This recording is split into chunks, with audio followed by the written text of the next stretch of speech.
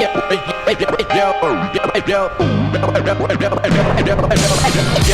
Rare Kev from Rare Art Labs, and now tuned into Art on the Blockchain.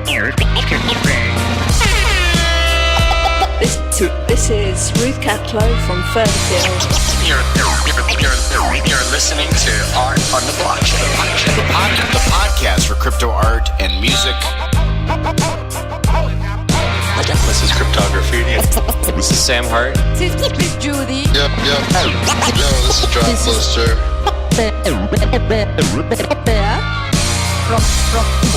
From Dada.nyc. We're listening to Art on the Blockchain.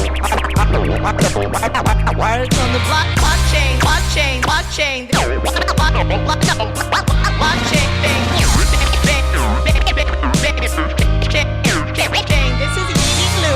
My Chinese name is Lu Yiying. I'm here with Cynthia and Scrilla. Shout out to bitsonline.com. You can get some great resources at bitsonline.com. Hello and welcome to episode 26, Art on the Blockchain. This is our. It's hard to believe it's the 26th episode. Yeah, it's crazy. We just got through the first quarter and now we're bringing you the next quarter. Hopefully it's just as fun and hopefully it's more fun. If that's possible, I don't know. Nah, we have too much fun. We have a very special guest in the building today. His name is Naturel. He's a artist, designer, fashion designer even. He's worked with Rockaware and a bunch of other things. We're going to talk to him. We have a long interview with him, so sit back and enjoy this thing. But before we get started, we have AOTB Top 5. Number 1. Well, here we go. Be very, very quick so we can get to the interview. All right. So in the DMV this week, there's an event called Washington Elite from November 30th to December 1st. 2 artists' works are going to be auctioned. Vesa's piece Blood on the Podcast Floor and Nanu Berks Balance on the Chain. We're going to actually we've talked to Vesa and we are going to see Nanu Berks at the event this week, so this is going to be pretty cool. Number 2, through November 30th, there's an article called Crypto Friendly Gallery HOFA launches in Los Angeles with Quantum Exhibition by Richard Castleline. The House of Fine Art has an exhibition titled Quantum, groundbreaking cryptocurrency exhibition of work by internationally acclaimed artists. It's a very, very interesting exhibition, and I encourage you to look at the video. Actually, pretty awesome. Number 3, Skrilla's company. Rare Scrilla is a sponsor of an event called Art Decentralizing, the World of Distributed Masterpieces. It's curated by Lightnode Media. I have a link to that. Number 4, on December 7th, there's an event at Art Basel in Miami called Which Art Problems Can Blockchain Solve? With Ruth Catlow, Matt Hall, Harm van Dorpel, and Orit. And number 5, on December 10th, there's an event called Decentralizing Art, the Hype and Hope of Blockchain in New York City. Speakers include Kelani, Nichole, John Watkinson, Abbey, Titcomb, Tahir, Karmali, and moderated by Wang. So that's our top 5. Yeah, we're speeding through this today because me and Cynthia are sitting in a room that's not our normal studio because we had to, we did a lot of stuff and now we're here, so it's kind of complicated. I know I just probably explained that really well, but we're on one mic sharing it right now, and yeah. Staring into a corner. This is it. Yeah, so, but yeah, with that said, it's been a crazy couple weeks since we last had our podcast, or last few weeks since we last had our podcast and all that stuff, but we have been doing the radio show on WERA 96.7 FM in Arlington, Virginia for the DC folks. We've been putting that out through Mixcloud. Yeah, through Mixcloud. I know it's not the RSS feed and all that stuff, but because it's on the radio, we have these kind of guidelines we have to follow, so it's only available on Mixcloud. I think I got to talk to Cynthia, but I was going to pick her brain. Maybe we can get some of the stuff on YouTube too, maybe, just so people can listen a little easier. But our 30-minute radio show is live, so I would recommend listening to that because this is all post-production. If me and Cynthia mess up, we get to take out those things. But if you want to hear us mess up live on air, and then mock us later. Yeah. Because blockchain is about teasing, all right? Because the technology is the way to tease, all right? And troll. That's all this is. No, this is. Naturel is in the house, though. Let's show respect and get to this interview. All right, here we are, back in the studio. We're privileged to have a very special guest, somebody who is in his own right very successful, and now he's entering our space of blockchain art, and happy to have him. His name is Naturel. I'm blessed to be here. Thank you for having me. For sure. And not only are we blessed to have him, we have him here in the studio. So, you know, we always, like we say on the show, we always like to have our guests in the studio. We don't have it as much. But we're not in New York or L.A. or London, you know. Where people just are hanging outside of our door. Yeah, we're in D.C., you know. So, and you are a native of our region, correct? Oh, yes. PG County, born and raised. See? Yeah. And he knows some guys I know growing up in the hip-hop scene, you know. I know Godzilla. Yeah. Those are the brothers, man. Those are my big brothers, actually. You don't know how close I am to them. Yeah. I don't, but I remember, I know I heard your name all the time, like, around Godzilla. So, and that's how I really, like, found out about you, so. Yeah, they raised me, man. Dope. Yeah. That's what's up.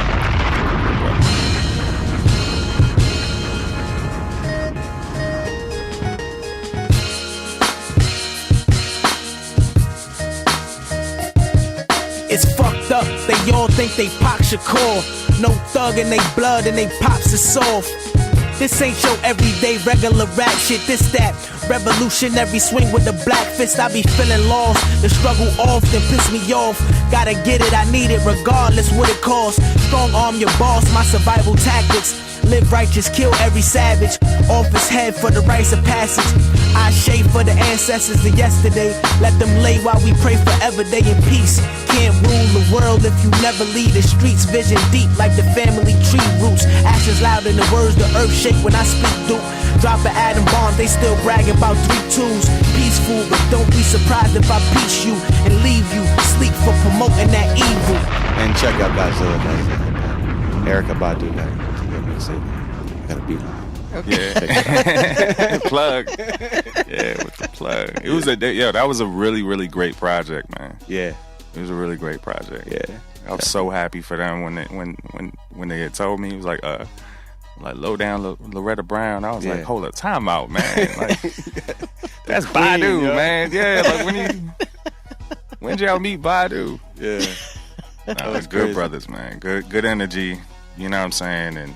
And they set the tone for me way back. Like I'm talking like middle school. Word. Yeah, like, you know, they would come find me and make sure I was straight. You know what I'm saying? Like, are you Powerful's age? Like in that area? Like no. So I'm like right under Truth and Vic. Okay. Yeah. All right. So like they were maybe 2 years older than me. Yeah.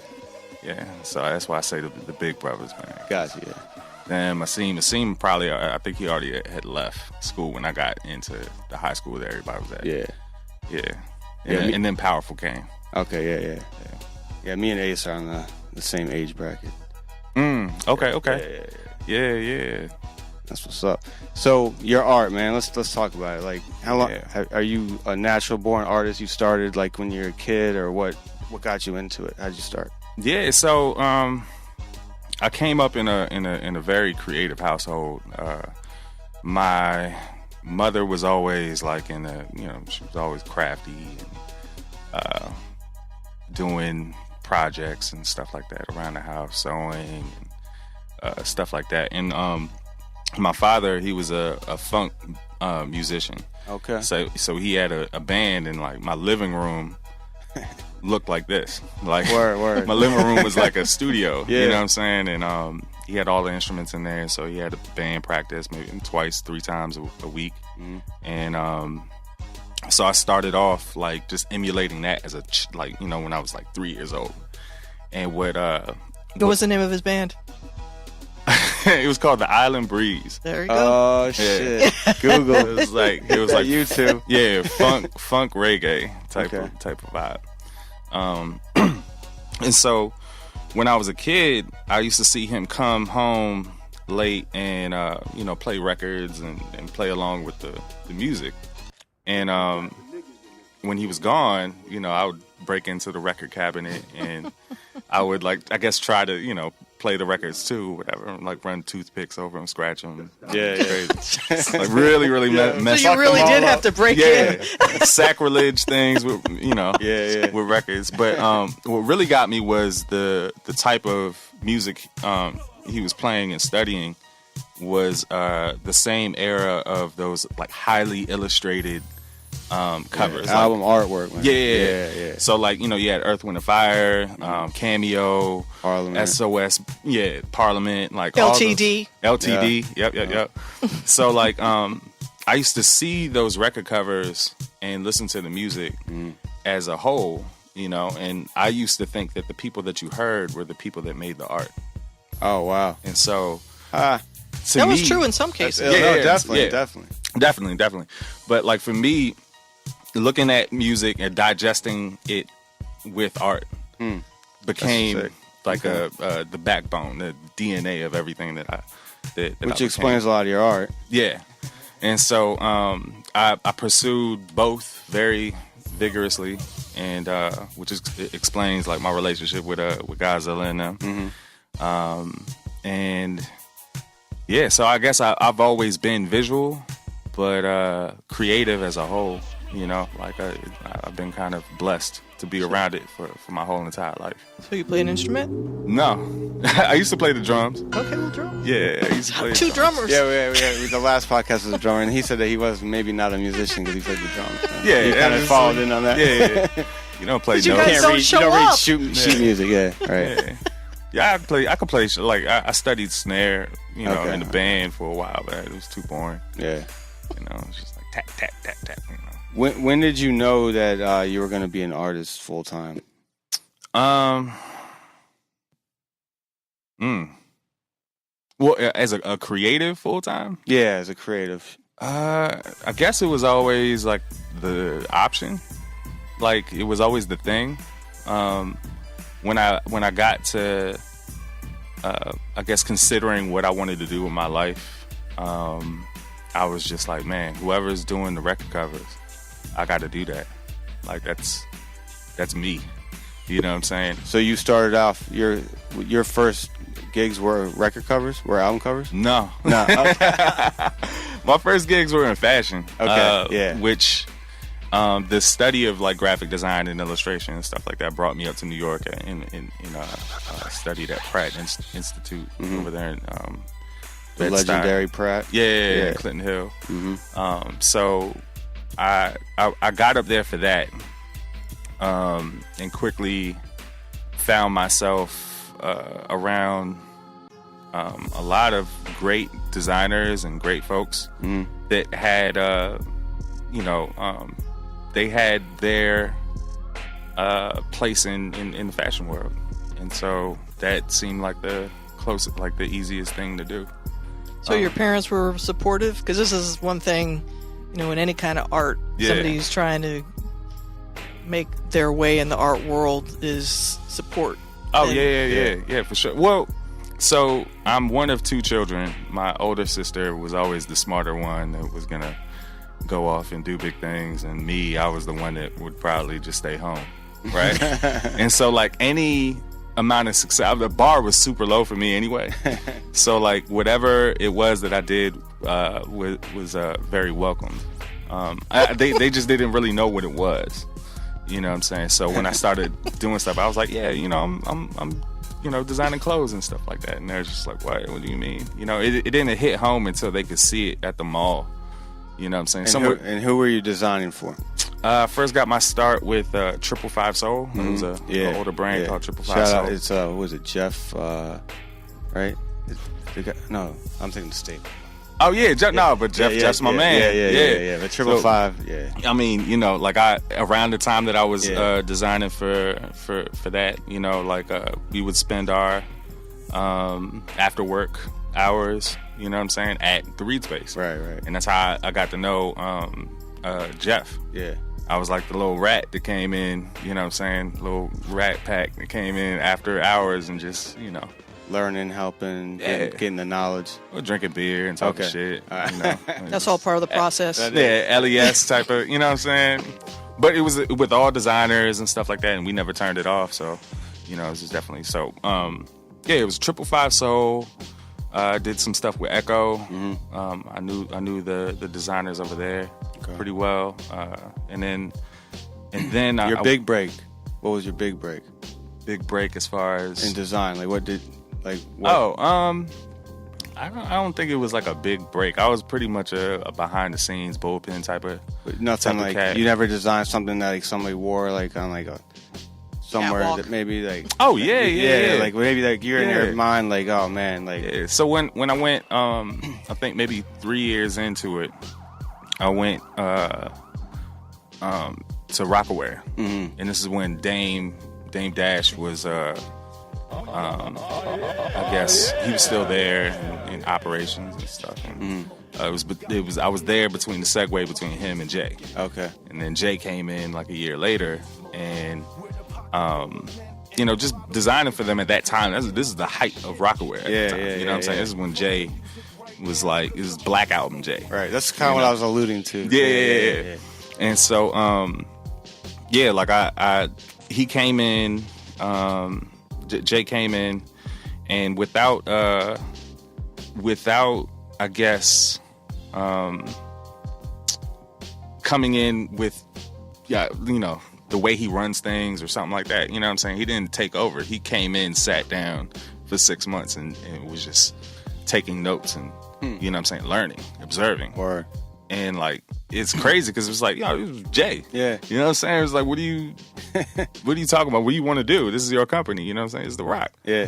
But he was really careful to not cast his, his perspective on things and his expectations on things. He was just like, what can this be? And so 6 months with a quiet Jay-Z in the corner, Yeah, it's crazy. It's like nuts. So like, there's a lot of things that... cool things that happened around that time, so like campaigns and stuff, like Naomi Campbell, we had Zoe Saldana, what else we had, all the rock folks, stuff like that. You do something with Rihanna? No, but yes. I feel like I heard something. So like Jay would come in every now and then and he would ask for things. Okay. You know what I'm saying? So, like I got you. Quietly just being like, can you redesign this or can you redesign that? Word. Just slip it across the table. You don't really say no. And it's like, oh, that's not my job description. You know what I'm saying? It's like, nah. No, Jay-Z. Yeah. It's just like, oh shoot, all right, cool. I'm saying no. Yeah. So yeah.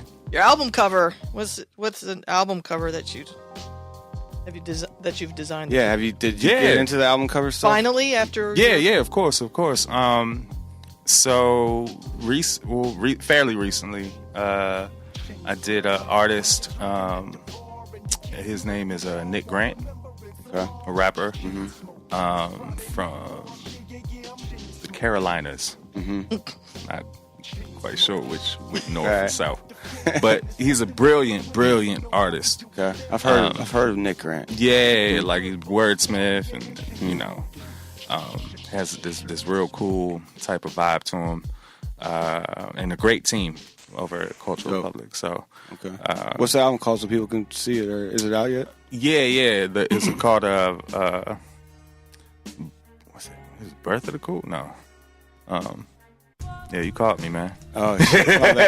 No, it's his first album. Look up Nick Grant and Naturel. You'll see the album art. Then after that, did some work with local artist Chaz French. Oh yeah, definitely. Yeah, and he Chaz got dope. Yeah, he got his deal not too long ago. Yeah, that's what's up. Yeah. So coming back into that space was amazing. Like full circle, I guess. But this was like, this is fine artist Naturel. Like, yeah. This isn't like design bullpen Naturel right. or whatever. It's just like kind of like, okay, yeah, you want what? All right, then this is what you get. How's your process on something like when you're creating a specific piece for somebody? Now, Yeah, like it's just let me rock. okay. You know, like I've been in the design illustration industry for about 10, 11 years before like I started doing fine art. Mm-hmm. So I worked myself to get very burnt out. Okay. You know, and when it comes to like, Now facilitating ideas, it's best if I was just left alone. So sound like a real snob. No, but no, it's like, I know you what know, But this is a good Yeah, point yeah, because yeah. people talk about this all the time with regard to like what is fine art versus graffiti versus because we have these chats and they're Right. talking about, well, this is fine art. And I said, well, was Basquiat fine art? Or was it when he sold his paintings for $1 million that it turned into fine art? Was it fine art from its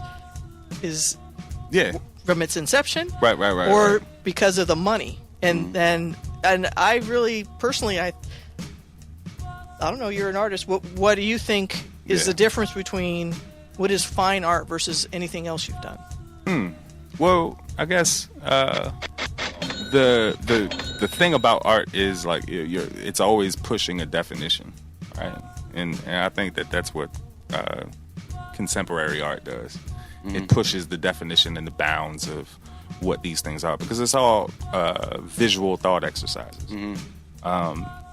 And you could, with that type of context, you could put the title of art onto anything. Right. I'm about to say like a meme could be art. In Yeah, that exactly. context. Yeah, and it's all about like intent and how and what it means to that individual that's putting something out artistically, and who receives it. It's a communication type of thing. Yeah. For myself, like I come from the product world, right? And there's a commodity type of vibe, and it's based in commodity. Yeah. It's like, oh, I need a shirt, I'm gonna buy a shirt. I need a hat, because I'm gonna buy a hat, right?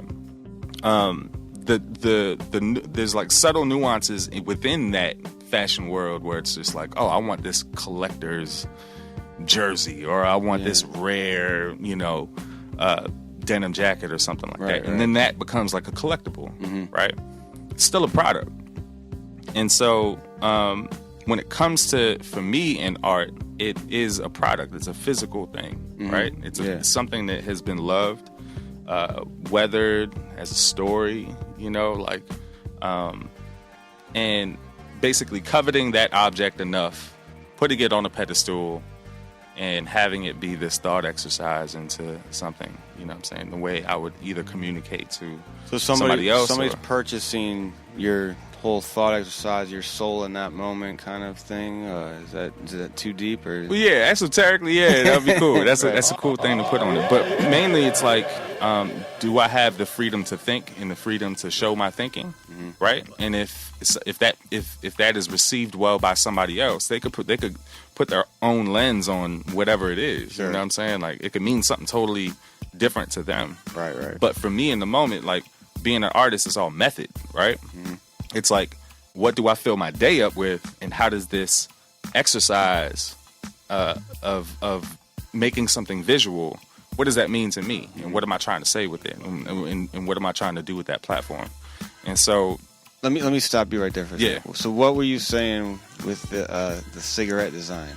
Yeah, I don't know, what's the name of the piece?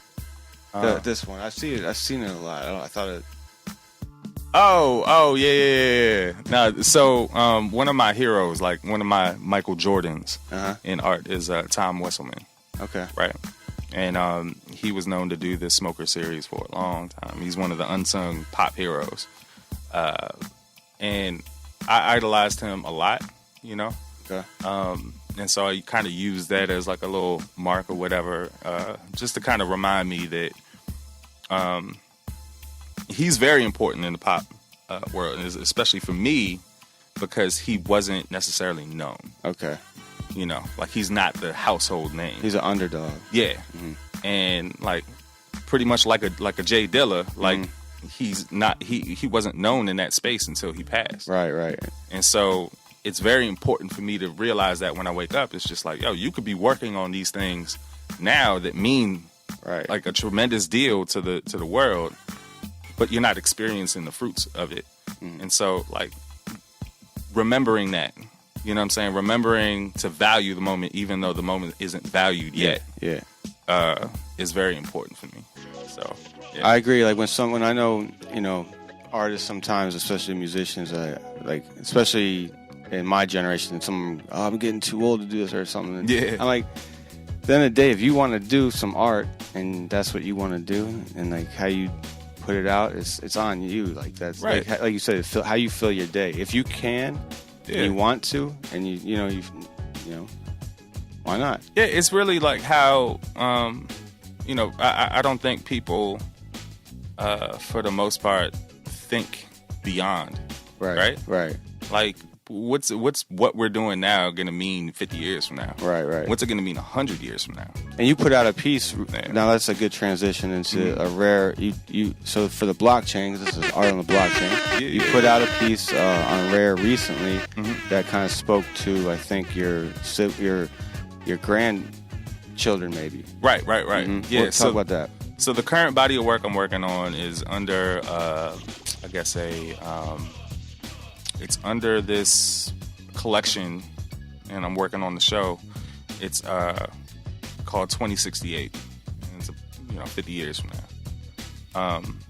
And it's under that whole theme because I want to make these objects. I want to make this art with the intent to communicate to my grandchildren. 50 years from now. 50 years from now, they're going to be, our age. And so, if I had the opportunity to square them up, eye to eye, and tell them the things that are, that me and the family value, this is how we pass down things through generations, and it all started from like thinking, oh, how do you acquire and appropriate and grow generational wealth? Well, like, wealth is more than just money. It's like knowledge and traditions and customs and stuff like that, things that really make you you. And so it was important for me to go into the studio and think about that. Think about, what is this thing going to mean 50 years from now to my direct descendants, right? Like a love letter to my grandchildren and their children and their children's children. It's an interesting thing. I was reading about this the other day. The historian who reads old letters, and she's written books based on these things. Nobody's going to want to look at my email because it's not very interesting, really. And I have things from my grandparents, the physical objects, and my dad gave me a copy of a letter from my grandmother. But then I think, how many letters have I written? So I've started writing letters to my niece and nephew. I send postcards. They may not keep them. But it's kind of like, I know those physical things One or are two precious. of those will trickle down at least. One they of them. always do. I mean, you never really know, right? Like, if you got the slightest thing from like a great grandparent or something like that, and it was like a grocery list or something like that, it'd be like, that's a relic, man. This is a grocery list from 75 years ago. Like, man, like, they had grocery stores back then. It's like, whatever it is, you know what I'm saying? Like, no, it's important. My grandmother, rest in peace, passed last year, and she, cleaning out her stuff, man. I got so much of this stuff, like, something from like 1875 or something. My aunt was writing, like an 8-page letter about the family, actually, kind of like. Right. She must have been thinking that too, because she was writing about, like, she wrote about how it got there, like what there, and then it kind of passed along, and I was like, it's the same thing, like, and I'm like, damn, like, and that's scarcity too, because paper, it was hard. I mean, you think paper you take for granted now, but people would write on the sides of things because paper was precious.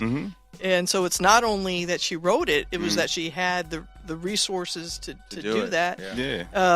And think about communicating through time, right? Like, so the art of putting something on paper, right, and just writing something down for the next generation to. I mean, it has evolved, the printing press, and like, from before that, right, scribes and stuff, and like, writing on stone, etching things and stuff. Like, so the medium's changed, how it's done's changed. Right. So, like, when you think about this digital age that we're in, you know what I'm saying? Like, even a generation, my daughter's generation, they're not going to be talking about this stuff like we talk about it. because it's already a thing. Right. You know what I'm saying? They're not going to say, oh, like, you know, this digital, let me wrap my head around this. It's baked in already. Yeah, it's already in there. Yeah. And so, like, their grandchildren, it's going to be a second nature thing to them, too. Where it's just Look like, for at this email from 2015. Yeah. Yeah.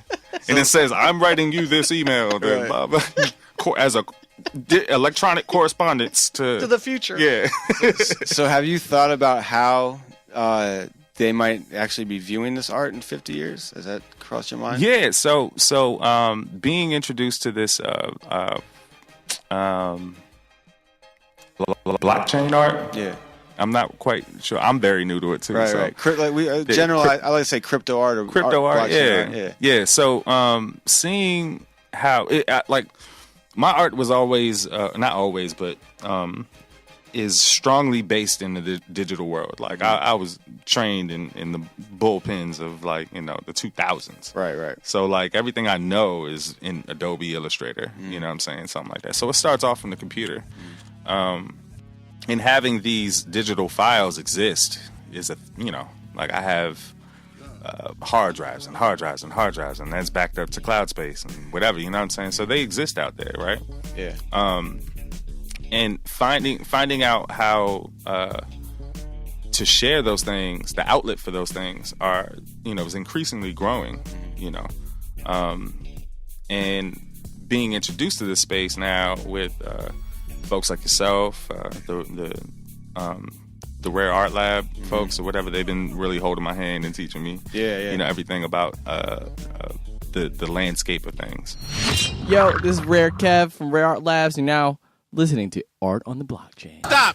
Hold it! And I think that it's gonna be a thing.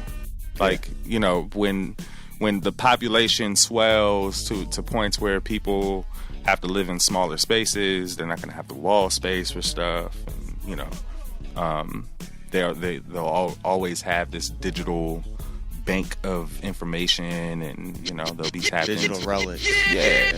And so, if you think about it, like one of my bigger pet peeves with like, you know, the MP3 switch is the fact that now things are streaming, right? So you don't need those files anymore, like to a degree.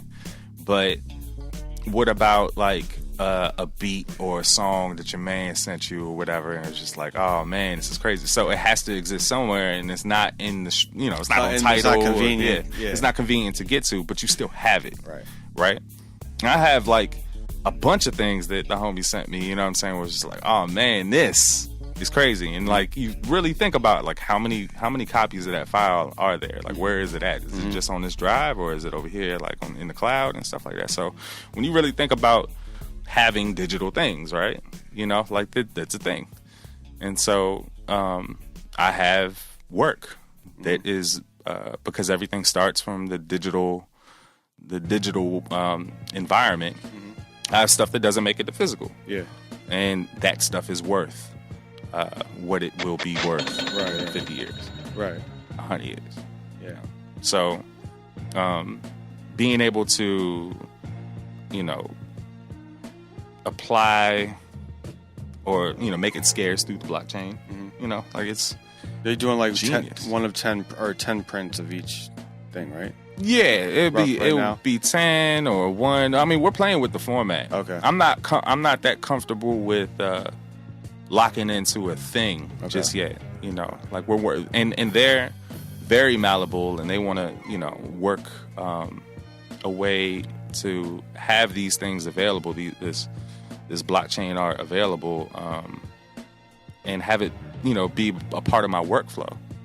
You know, like things start on the computer. I have like iterations of, you know, this one piece of art that people see and a painting that I might make.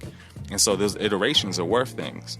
And it's like, oh, this is what it looked like yellow. This is what it looked like with a hand in it. This is what it looked like with whatever. You know what I'm saying? Like all those things aren't going to make it to the painting. But as a collector, I think it's very important to, you know, have the context around those things. Like where it's just like, oh man, like somebody bought up the painting, but I have the digital sketches. Right. I have the digital studies. You know, like that's very important too. You think about like, you know, one of my other heroes is Herb Blue Ballon. right? I'm a famous like typographer, and he went to Cooper Union, and like every now and then they'll do a Herb Blue Balance show, and it's like, you know, these little. He was notorious for like sketching on napkins, right? So he did like a lot of important work just at, you know, the coffee shop, sketching on, and so it's like, oh, the birth of this typeface that's used all around the world, started off on this napkin, right, and like that napkin is being, you know, carefully preserved and taken around and shown every year and stuff like that. You know what I'm saying? So if you go on eBay, you can find Disney sketches and all that stuff, and they're valuable. You know, like old ones. I've definitely checked into some of that stuff. It's cool. Yeah. So think about it like, you know, as an artist that's using the tools of the day, these sketches are the versions that you save in your folders. Like, I'm not sure how you are, but like, you know, my folders are freaking crazy. Yeah. Like, they're stupid, and they'll have like whatever the title is of the moment, and then they'll have like, you know, 1, 2, 3, 14, blue, 4, A, 14, yeah. And so like all those things are worth something, right? Like they have a time signature on it. They have particular information on there, and it's going to be very interesting. That's funny you said it, because I did a piece for this one guy, and he put it up on a platform called Rare Pepe Trading, and he made 100 of them. Yeah. And it was a colored version, and it was in their card format with their branding kind of thing, like the way that thing was. And then I took the original sketch of that, though. Yeah. It was black and white, where I didn't mess with it in Photoshop and all that stuff, and I animated it. I made it into a GIF. I kind of like played with it. It took me like 5 hours for a couple of days, probably each day. And I just did little pieces, and you know, it was like a 10-second loop maybe. And I made a one of it, and I put it on another platform. So it was like the same thing. Like, and that's how I branded it. I was like, this is the sketch that initiated this 100 piece. Right, so like what you're saying like rings true to me. I feel the exact same way. Yeah, it's about method. It's about process. Yeah. Like one of the craziest things I think they're selling. I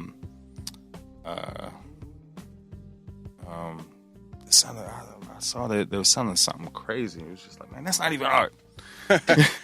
You know, there's a lot of that. Yeah, Jackson Pollock's floor, his studio floor. Wow. Don't get me started. And I was like, yo, like, okay, yeah, it does look like a painting. In it? I think so. Yeah. But they're at least covering it and, you know, looking at it as if it's an object, right?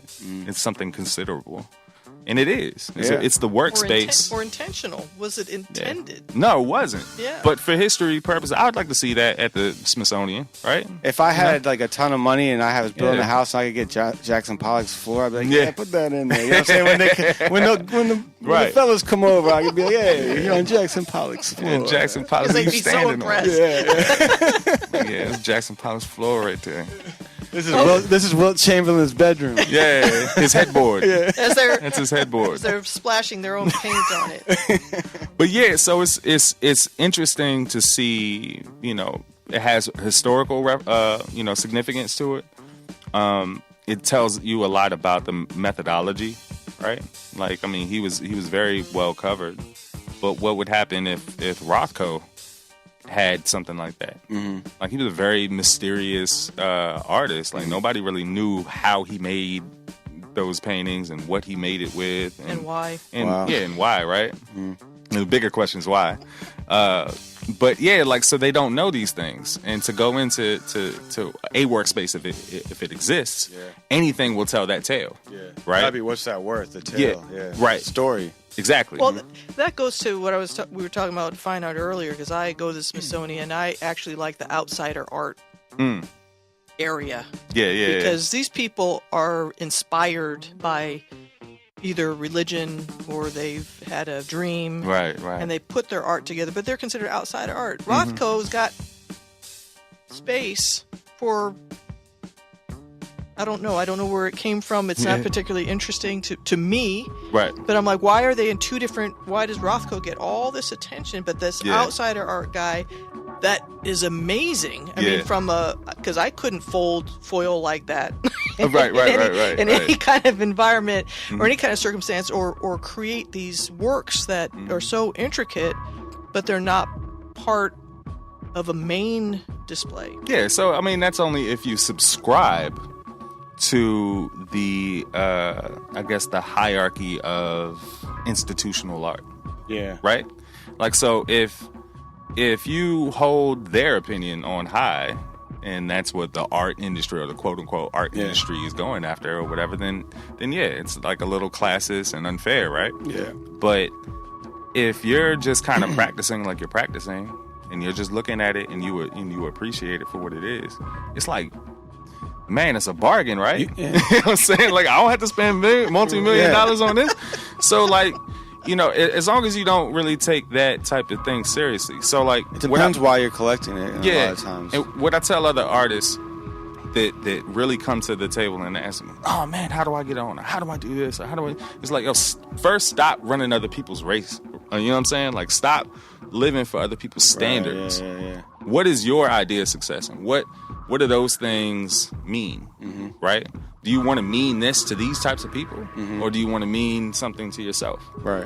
What are you doing it for? And how are you doing it? What are you doing to get there? Right. What's your goal? Right. A lot And of so people don't have that. Yeah. And so for the whole art scape in the art industry, and let's talk about institutional art and stuff like that. Their purpose in the game is to preserve and show and construct this legible linear history, and digestible too, right? Because not everybody's like neck deep into art or whatever, so it's just like, it's a narrative of consensus among the hierarchy. Exactly, yeah. So it's like, oh, what's the art of this time of the 50s? And you can name out like 5 or 10 artists or whatever, when there was really thousands, tens of thousands, you know. For convenience sake, a lot of times. I mean, you can't just sit there and be like, bum, bum, bum, bum. Yeah, exactly. Bum, bum, bum. Yeah. You know. So when you get down to you know, like those 5 names, right? It's very important to understand that, like, there's a whole community of, you know, a global community of people that we're creating at the same time, and what that is, and that's what they're deeming this current art movement that we're in right now. It's like pluralism, I think, you know. That's one of the popular names, right. And it's like, are you a DJ / artist / barista, right, / gardener, right, You know exactly. what I'm saying? That makes sense, because cool, that's awesome, you know what I'm saying? So that's very retro though, you know, because like that's how you know, when you look at like people like, I don't know, a name that pops in my head is like Ben Franklin, like, known to do everything. Oh yeah, you know what I mean? Like, you got the Renaissance man. Yeah, Renaissance man, and then you have the narrative coming that came in, it was jack of all trades, master of none. Yeah. And now I feel like that's shifting more, because everybody is doing gig society mixed with art. I don't know how it's more easy to do art. Like, I guess like when I went to school, what I'm trying to say is when I was at school, I was learning to build websites and HTML, Dreamweaver, stuff like that. Yeah. And then now that's baked in already. You don't need to. You don't have to. You know, I mean, you do have to learn that, but that's you don't have to. Like, I could go to Wix and make a page right now and like, make a website. I don't have to know that stuff. Kind of like we start talking at the beginning of the show. Like, a lot of this stuff just keeps getting baked in. And and the easy thing to do, I guess, to keep your boat going, to keep rowing, is this idea of art. Right?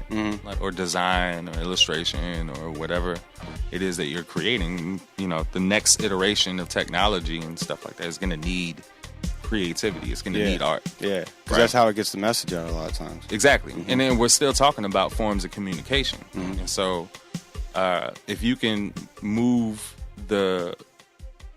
if you could move that little bouncy ball forward with whatever you're doing, you know what I'm saying? Like, and contribute to it, or contribute to the global voice of what art is at this time. And it's cool. But that's like waking up thinking, it's like, what is my purpose on this earth, in this nation, as a person, as a citizen? It's like, nobody thinks that crazy. Like, you know what I'm saying? Like, maybe once or twice, maybe, you know, every few 5-10 years or something like that. Everybody's like, oh man, what, coffee? Let me get my thing done. Let me do this. And so, you know, like, what it's gonna mean, what I'm doing today is gonna mean to, you know, my direct descendants, people from my cultural tribe in this landscape. It's gonna mean whatever, but I want to make sure that I put emphasis. You're on putting your skin in the narrative, like and I want to take it as seriously as possible, right? And so it all starts with you, with you. Like, you know, people often listen. You know what I'm saying? When you underscore yourself, right? When, you know what I'm saying? Like a lot of folks don't think that when they put themselves out there or they introduce themselves, you know, they're super bashful. I'm like so introverted and you know, have self-esteem issues and stuff like that too. And like when you put yourself out there, be like, oh, it's cool, I'm doing it's a hobby, or I'm not. It's not quite there, and it's not perfect, and blah blah. And it's like all these little asterisks and footnotes and stuff like that.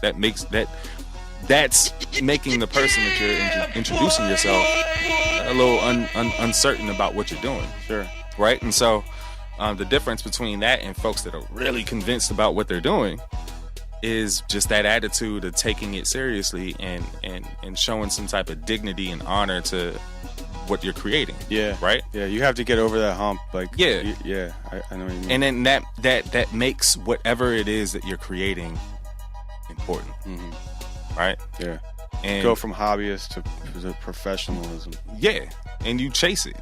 And I've been all around the you know, the industry getting beat up. You know what I'm saying? Like taking other people's ideas and having to make them and having to do these things. And I got tired of telling other people's story. And I was just like, yo, I got to do me. That's dope. You know. And how long ago did you make that decision? About 6 years ago. I hit like a really big wall. And this is around, you know, the time in Brooklyn. It started becoming Brookland. Yeah. Like the amusement park and stuff, you know. They had the Brooklyn popcorn and Brooklyn cheese, and you know, you get your Brooklyn Danish.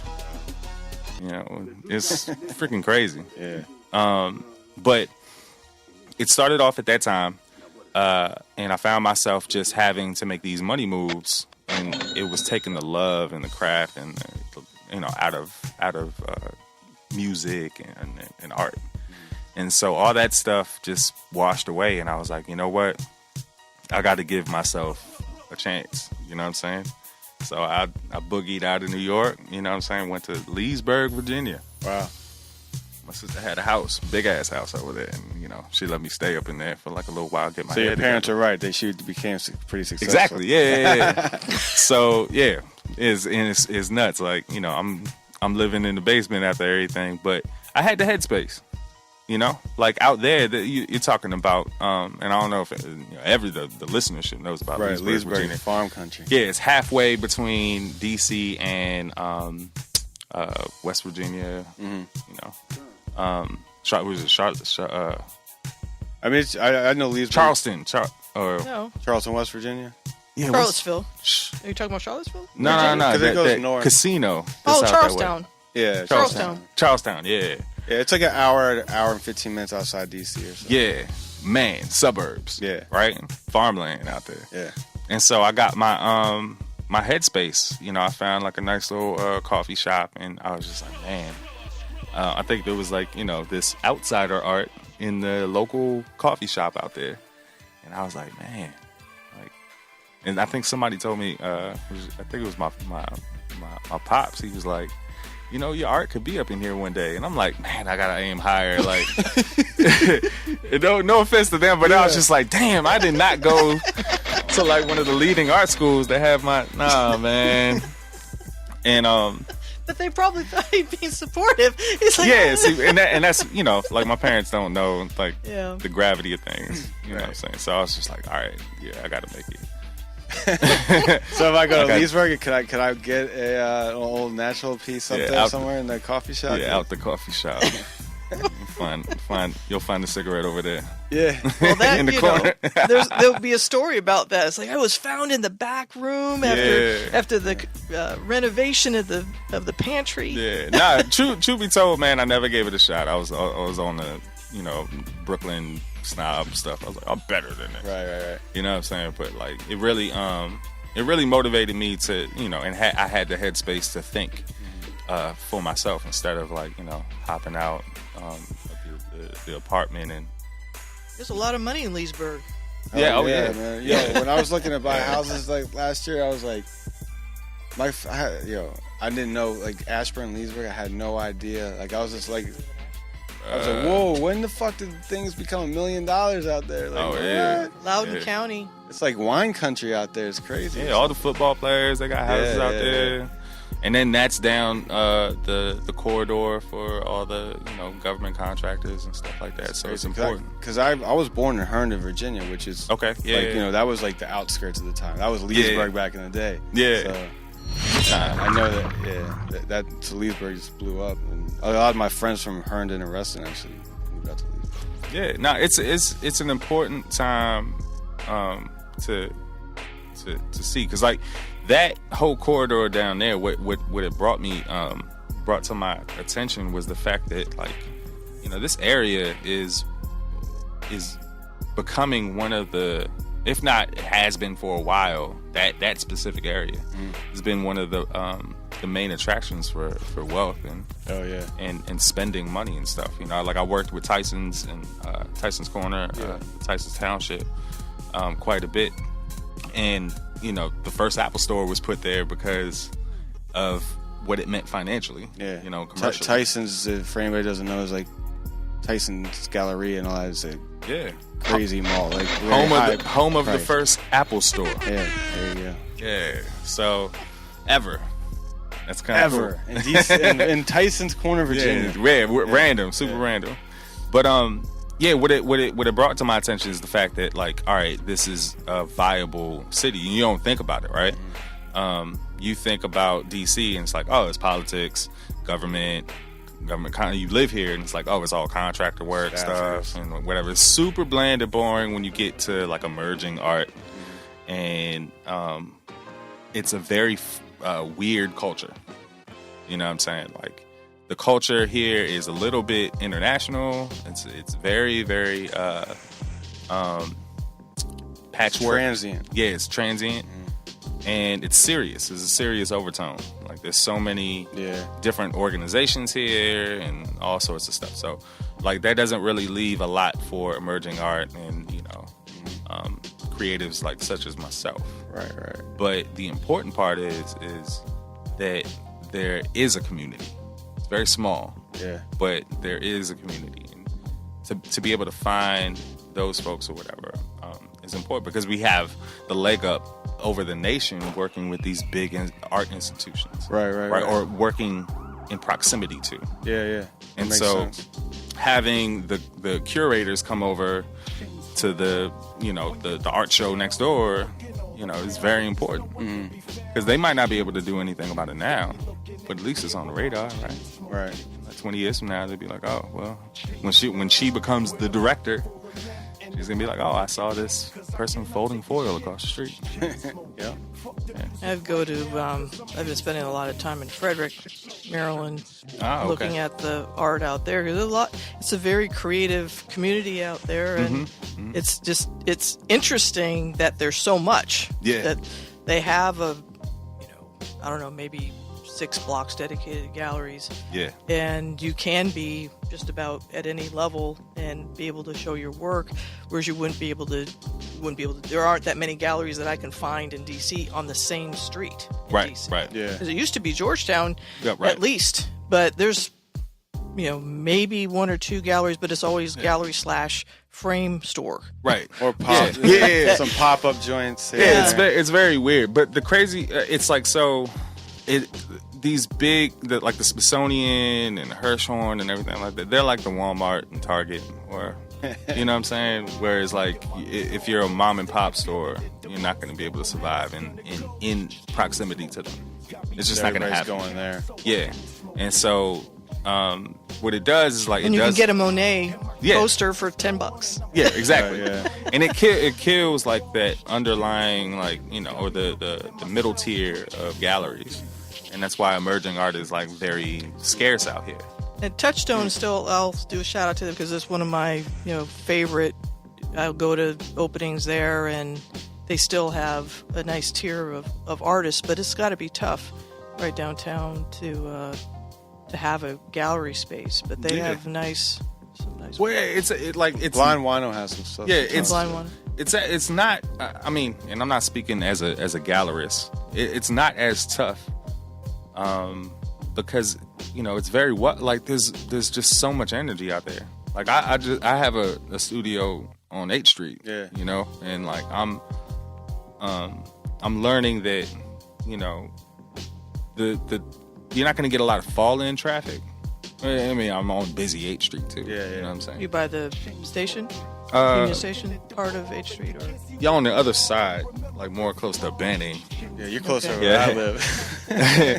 But it's I think it's on 14th and H, so it's fairly busy. It's right across the street from Catlow and stuff. So, I mean, the culture is there, right?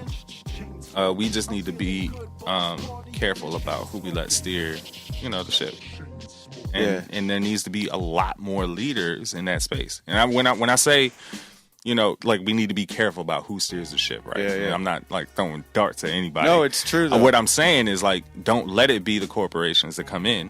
Don't let it be the people that will take it for whatever. So the commercial space in DC is very, very it's bubbling because like we're attracting the most millennials. We have a lot of millennials that are getting jobs that are like plus 100K, like 100K plus, off the break. Yeah. And so they have disposable income and disposable time. And those things attract the brands. And the brands bring the money and they bring their agenda. And it's great, for an opportunity.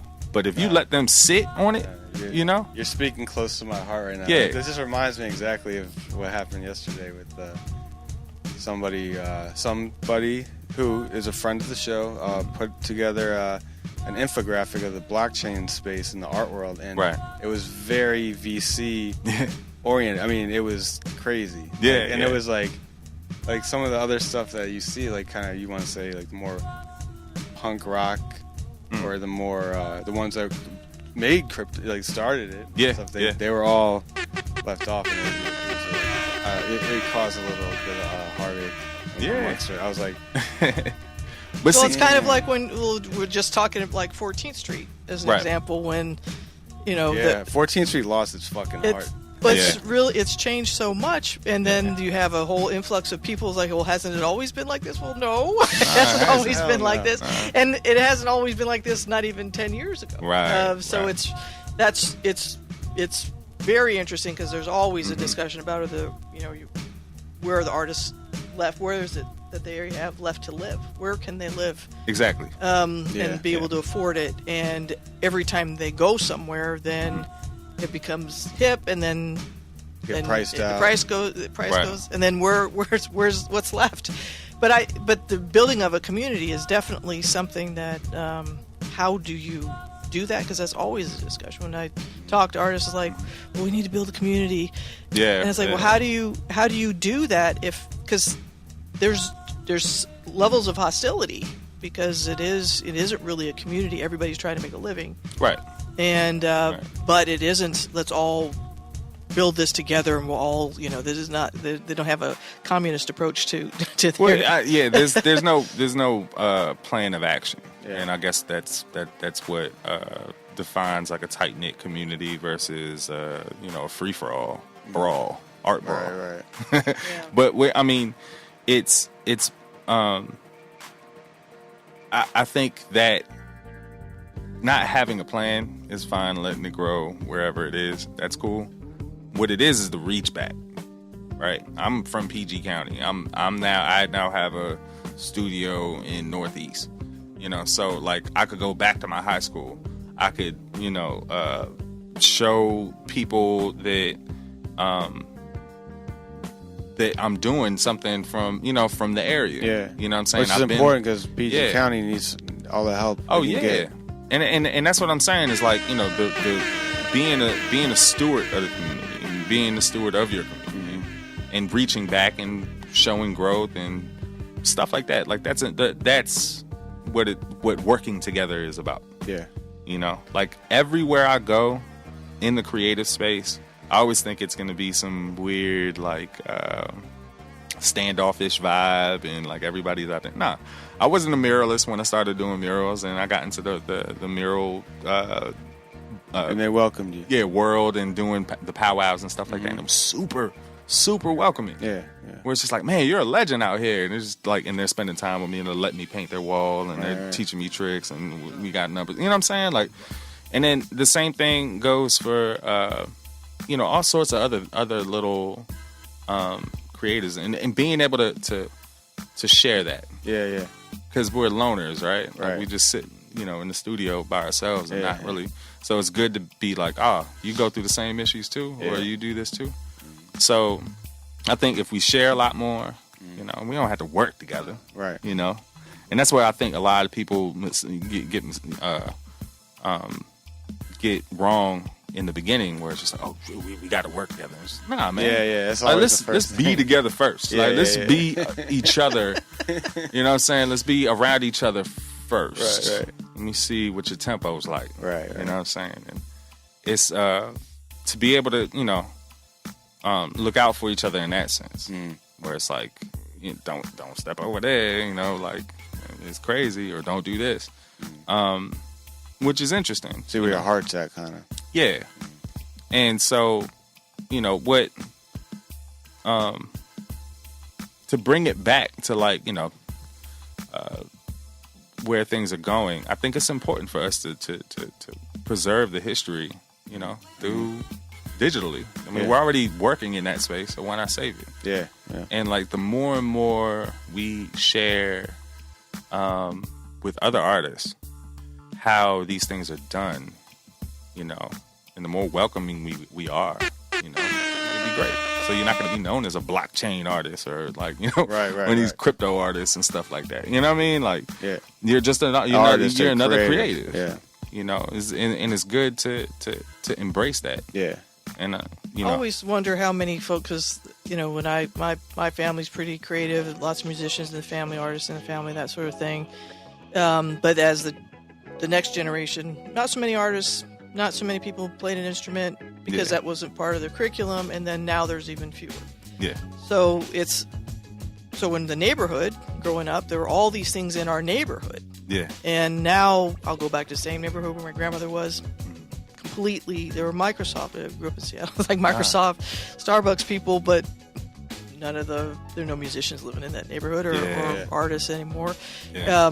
And that, definitely impacted how I think about how neighborhoods are supposed to be. Right. But then now there's a generation that they don't know artists on the street or musicians in their family. And so how do you create, when you're talking about passing these things on, the environments that you live in definitely influence how you think about what is, how things should be, how your world is well-rounded, because I definitely feel that my world was pretty well-rounded because of the influence of people from all walks of life in my neighborhood. Right. So now we're talking about the global neighborhood, right? Like your cultural tribe that it spans, throughout the internet. And it's like, for these kids, they don't have to be in the same town anymore as their folks. They don't need to be in the same state, But then they're depressed. Yeah. But because all their friends are just avatars. Under our terms though, right? Yeah. Where it's just like, oh man, I remember going out and playing with the kids, and where are your friends at? You know what I mean? Like, but do they really exist? Right. But no, I mean it's and seeing how they grow, I mean they're perfectly fine with it, right? I struggle with seeing my son on video games all the time.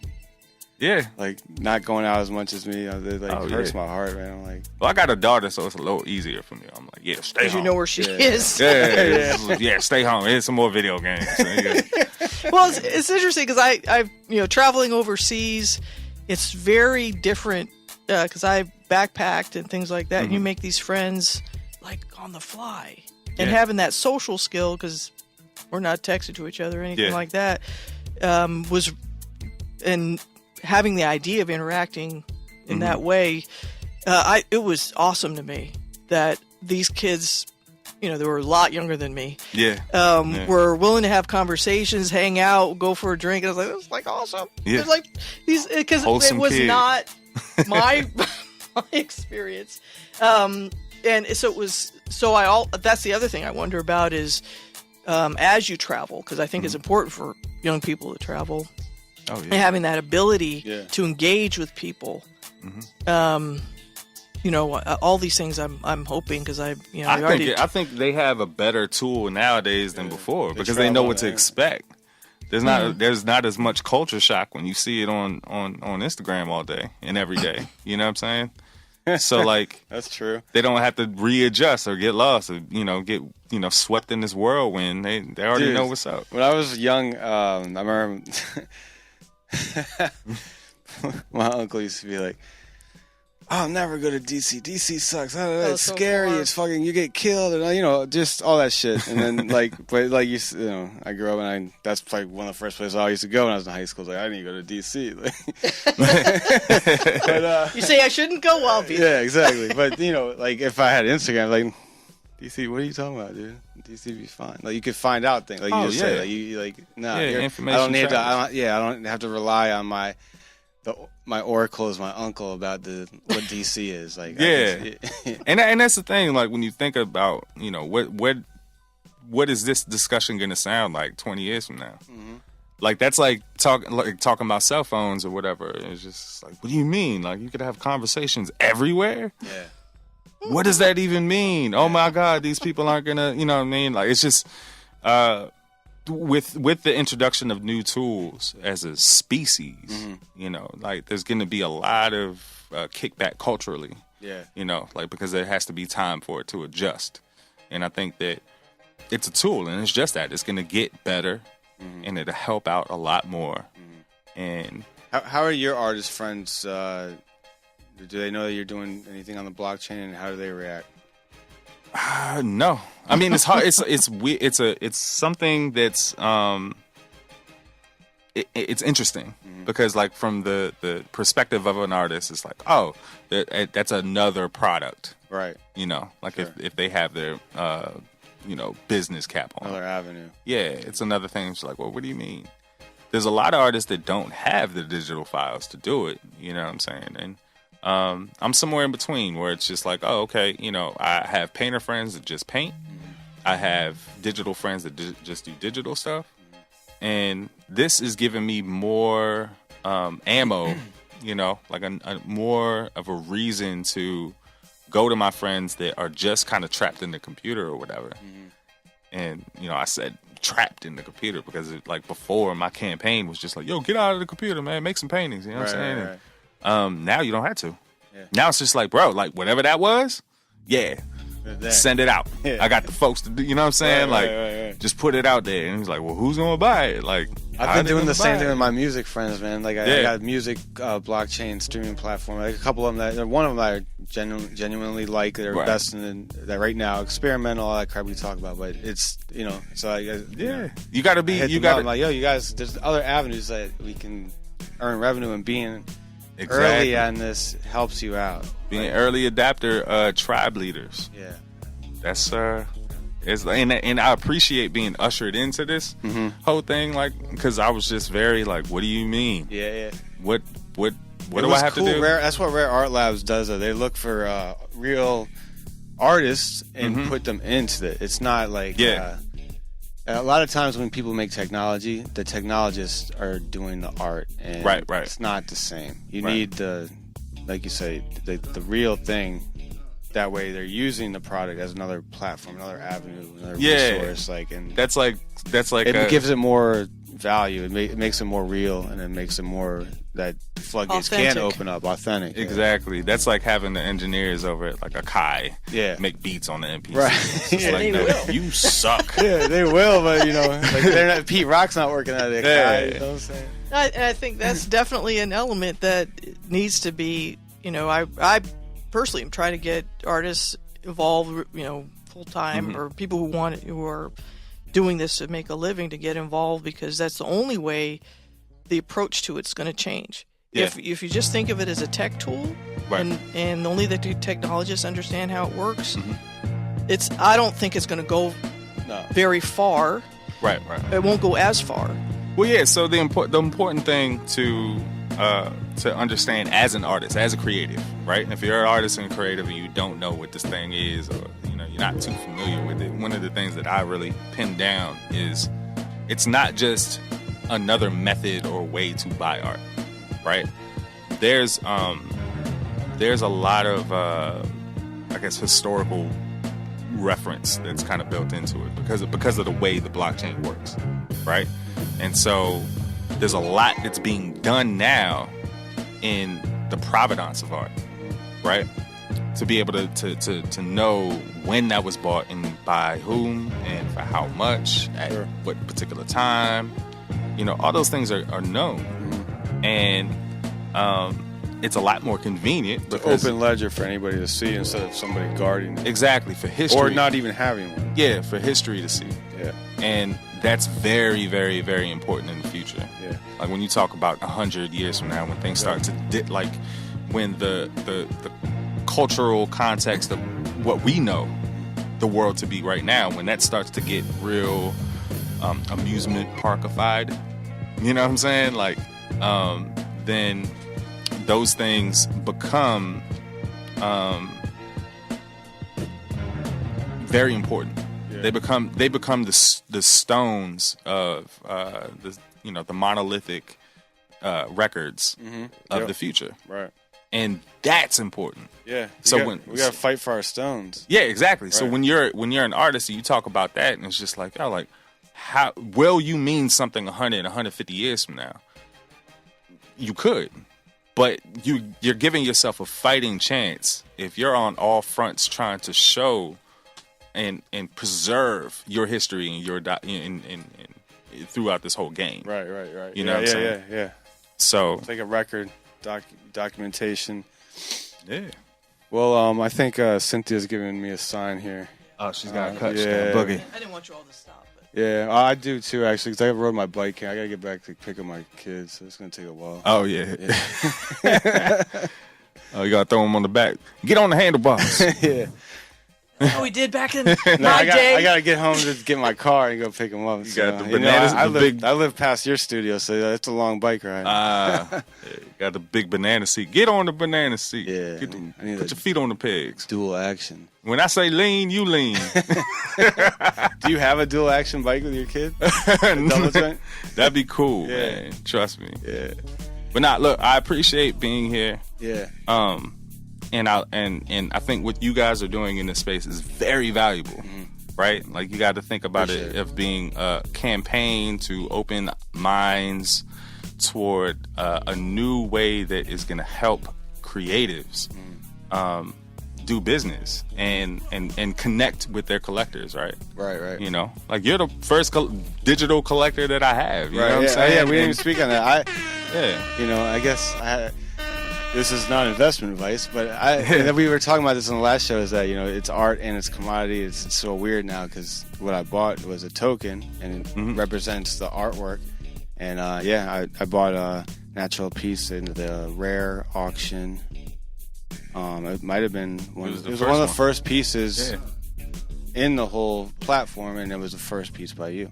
Yeah, that was digitally blockchain. That was the powwow. Yeah, the powwow. Yeah, powwow event. So. And it's very important because we're having a discussion about this now. Yeah.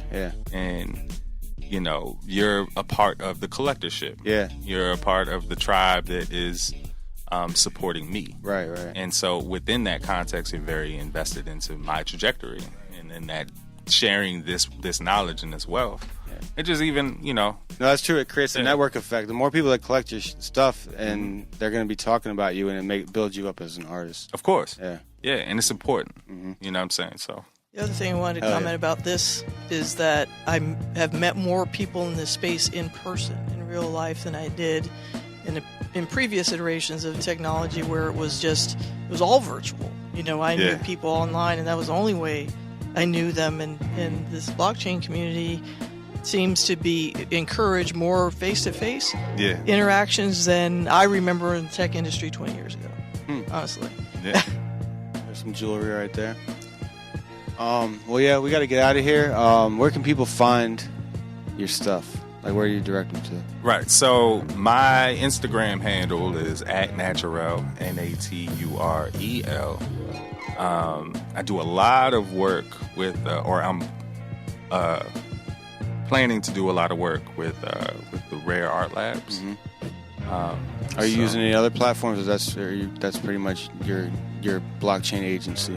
That's my blockchain agency. Yeah, for it. yeah. That's the home squad. Right. For right So that's that loyalty, that heart, that coming back into it. Yeah, and the beautiful thing about what they're doing is they're very open and malleable to discovering what works with artists.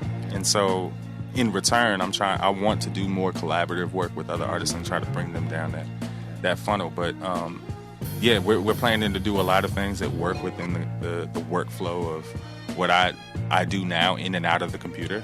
And I think, they're awesome. Yeah.